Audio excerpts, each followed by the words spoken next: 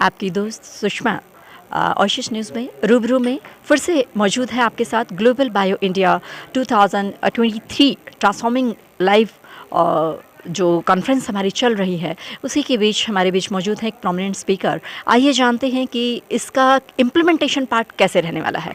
Ma'am, your introduction please. Okay, मैं professor Sonal Chaudhary हूँ और मैं अभी यूनाइटेड किंगडम इंग्लैंड में प्रोफेसर हूँ, फुल टाइम प्रोफेसर हूँ और वहाँ पे सस्टेनेबिलिटी के बारे में पढ़ा रही हूँ। बिज़नेस स्टूडेंट्स को, MBA स्टूडेंट्स को सस्टेनेबिलिटी और सस्टेनेबल बिज़नेस कैसे होता है वो पढ़ा रही हूँ। साथ ही साथ मैं रिसर्च भी कर रही हूँ, स्पेशली फूड सस्टेनेबिलिटी पे रिसर्च हो रहा है मेरा, कि किस तरीके का हम लोग खाना खा रहे हैं, किस तरीके का प्रोड्यूस कर रहे हैं, फार्मर्स कैसे प्रोड्यूस कर रहे हैं और हम लोग एज अ कंज्यूमर क्या कंज्यूम कर रहे हैं।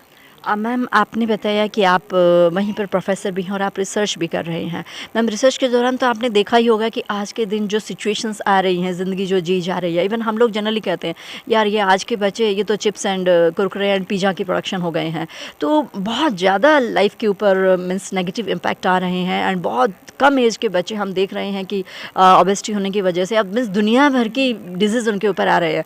तो ये चीज़ें सब कुछ देख रहे हैं, आप लोग कितना काम भी कर रहे हैं, बट एजुकेशन पार्ट जो है ना वो कहीं ना कहीं इतने सब प्रोग्राम होने के बाद भी ये चीज़ें कहीं ना कहीं लैग कर रही हैं। तो कैसे इसमें चेंजिंग आएगा, क्योंकि बहुत ज़रूरी हो गया है आज की ज़िंदगियों को बचाने के लिए।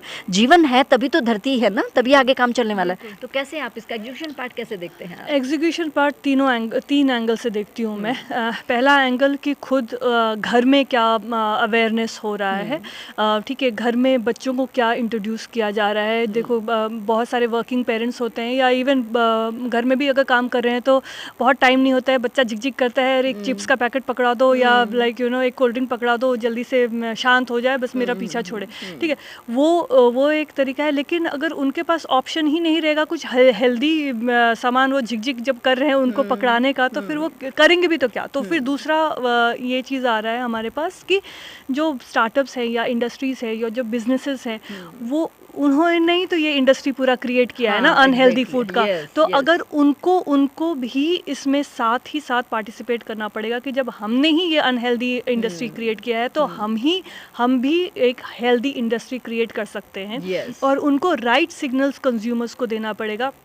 इतना जो ब्रांडिंग और एडवर्टीजमेंट लेट्स से पूरा शुगर बेस्ड फूड के लिए या हाई सॉल्ट फूड के लिए या फैट्स के लिए हो रहा है, उसको कम करना पड़ेगा। कम कैसे करना पड़ेगा? फिर यहाँ पे रोल आता है रेगुलेटर्स का, जो पॉलिसी मेकर्स हैं, जो हमारे नेता लोग हैं, ठीक है। फिर यहाँ पे इनकी भी जिम्मेदारी है कि हम सर्टेन चीज़ों को रेगुलेट करें और सर्टेन चीज़ों को प्रमोट करें।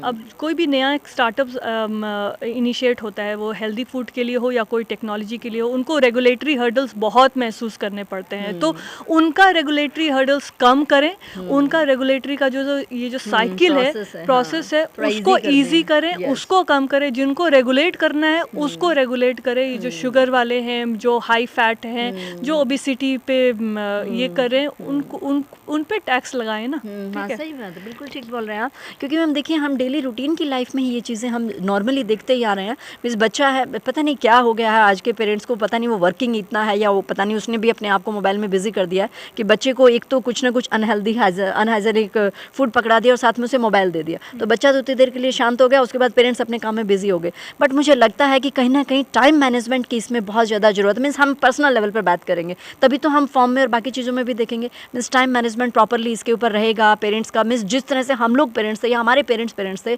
तो उसी तरह से मुझे लगता है कि बच्चों को उस तरह से नर्चरिंग जब हम करेंगे तो फिर वो एक अच्छे एंटरप्रेन्योर बन के आएंगे। क्योंकि बहुत ज़्यादा प्रॉब्लम आ रही है इम्प्लीमेंटेशन में। आपने बिल्कुल ठीक कहा कि पॉलिसीज़ जो है ना वो हमारे यहाँ की बहुत गड़बड़ है। इवन स्पेशली हम अपने इंडिया की बात करें तो इतना ईजी वे में मीन्स हमें मिलती ही नहीं है। परमिशंस की नहीं, ये नहीं वो नहीं, दुनिया भर की एनओसीज हैं, ठीक है, वो भी सब क्वालिफाई हो जाए, उसके बाद फिर और भी बहुत सारी चीज़ें हैं, बहुत सारे अनहेल्दी प्रोसेस से भी एंटरप्रेन्योर्स को गुजरना पड़ता है, तब जाके उन्हें कुछ लाइसेंसेस मिलते हैं। तो मीन्स इसमें सबका रोल आ जाता है।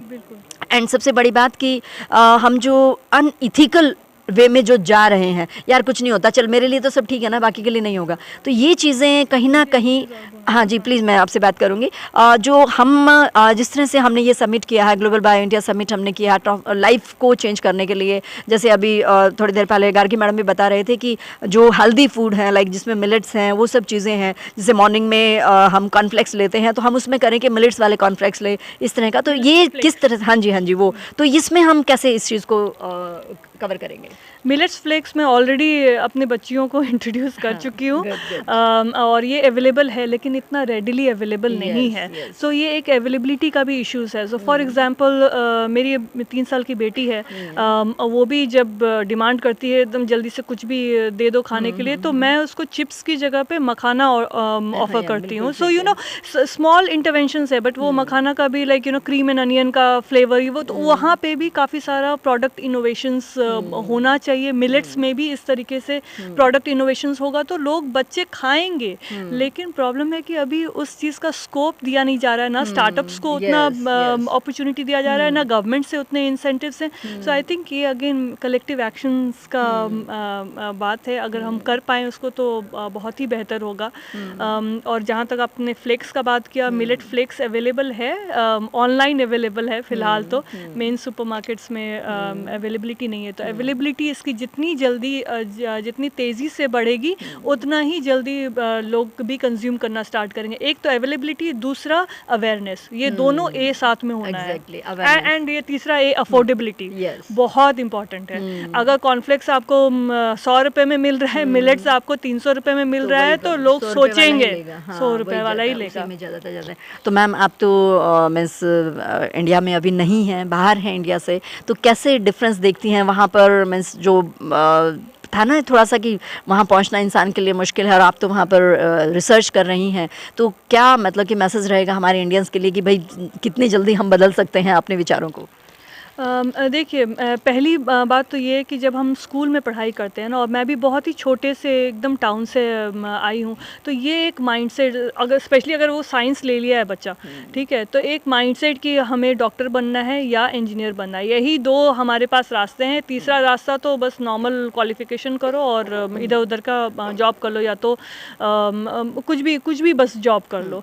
तो वो माइंडसेट से अगर हम निकले और हम सोचें कि हम क्या चीज़ इंजॉय करेंगे, क्या चीज़, एक जैसे क्वेश्चन हमसे पूछा गया कि रात में क्या चीज़ तुम्हें सोने नहीं देती है, ठीक है, और वो सपना, वो क्या मेरा सपना है, अगर उसको होल्ड ऑन करके रखेंगे और उस पर अगर हम काम करना स्टार्ट करेंगे, और किस तरीके से हम लेथार्जिक ना बने, वो भी एक इम्पॉर्टेंट एस्पेक्ट है, बिकॉज लाइफ एक ही बार मिलता है। So making best use of it and use in a way that keeps you happy, not just now but 10 साल के बाद भी यही मुझे खुशी देगा। वो अगर हम स्टार्ट करना, सोचना स्टार्ट करें, देन इंडिया, नया इंडिया हम देखेंगे, डेफिनेटली देखेंगे।